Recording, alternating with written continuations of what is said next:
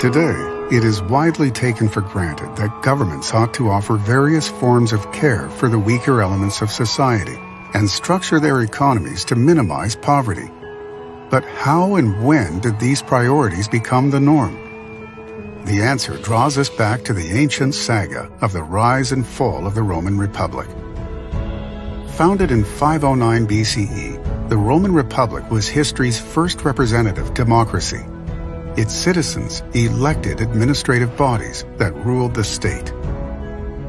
That sounds progressive, but the Republic was structurally biased against its common citizens.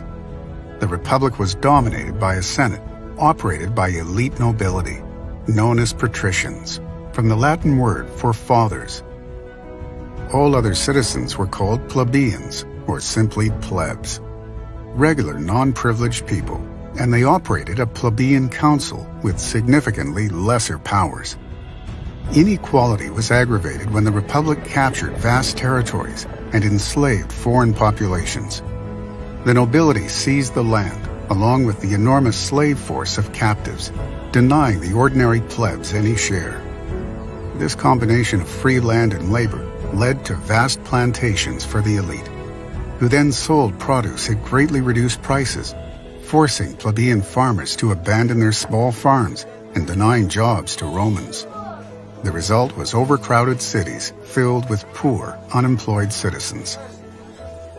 Discontent simmered until, in the 2nd century BCE, two brothers rocked the foundations of Roman society. Tiberius Gracchus was elected to head the plebeian council, determined to improve the lot of his fellow commoners. His central policy was an agrarian law, enforcing the redistribution of conquered land that had been seized by the nobility. But the patrician Senate did not appreciate this legislation. The ensuing political crisis led to the murder of Tiberius and many of his supporters at the hands of a Senate-mobilized mob. Tiberius's brother Gaius tried to revive his slain brother's policies, but he met a similar bloody end. The patricians had stifled land ownership reform, but the strife unleashed by this conflict continued to ferment and eventually led to the collapse of the Roman Republic 1 century later. On the ruins of the Republic, the dictatorial Roman Empire arose. With their republic dead, ancient Roman historians analyzed its failures and arrived at a far-reaching conclusion. It was the fault of the Gracchi brothers' attempt to involve the government in economic reform.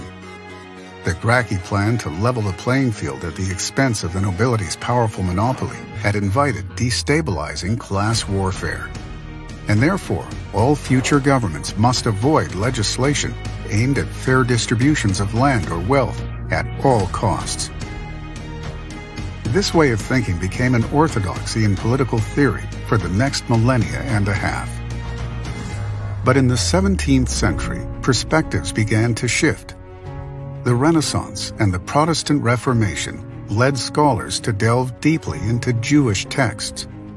The Hebrew Bible, its Jewish commentaries, the Talmud, Maimonides, Kabbalah, and Jewish history. One Dutch scholar, Petrus Cannaeus, born in 1586, made a compelling case for modeling contemporary European society on what he called the Hebrew Republic, the ancient civilization established by the Jews in the Holy Land based on the Torah's laws. He was fascinated by Yovel, the Jubilee laws, which guaranteed that each Jewish family would own land that would not be permanently removed or sold, even due to poverty. Cannaeus identified Yovel as the Torah's successful predecessor to Rome's failed agrarian law, and he therefore insisted that providing the poor with economic opportunity secured by land ownership was a golden key to the survival and success of a civilization. This was a radical argument, turning centuries of political thought on its head. Cannaeus's conclusion was enthusiastically adopted by the great English Republican, James Harrington. In his 1656 vision of the perfect republic, Harrington incorporated fair distribution as a vehicle to enable economic independence for all citizens as a key component. Harrington's writings fluttered across the Atlantic, heavily influencing the founding fathers of the United States, and especially Thomas Jefferson, the third American president. Jefferson turned these Torah-inspired ideals into a campaign to establish a fair republic by preventing the rise of an aristocracy. He abolished land ownership laws that concentrated land in the hands of the wealthy few and strove to establish free public education for all children, regarding educational opportunity as critical to economic opportunity. The rest is history. Government action to empower the poor and improve economic opportunity for all citizens is now unanimously accepted as integral to free, democratic society. But the route this idea traveled remains remarkable, from the Torah's concept of Yovel to its ancient Jewish implementation in the land of Israel, from the Talmud's exposition to Maimonides' codification of social laws, and then a great leap across cultures to Petrus Kineas, the 17th century author of the Hebrew Republic, and further across the channel to English political theorist James Harrington, and further yet to American founding father Thomas Jefferson, and finally, from America to the wider world. Social welfare and equal opportunity are remarkable gifts of the Jews.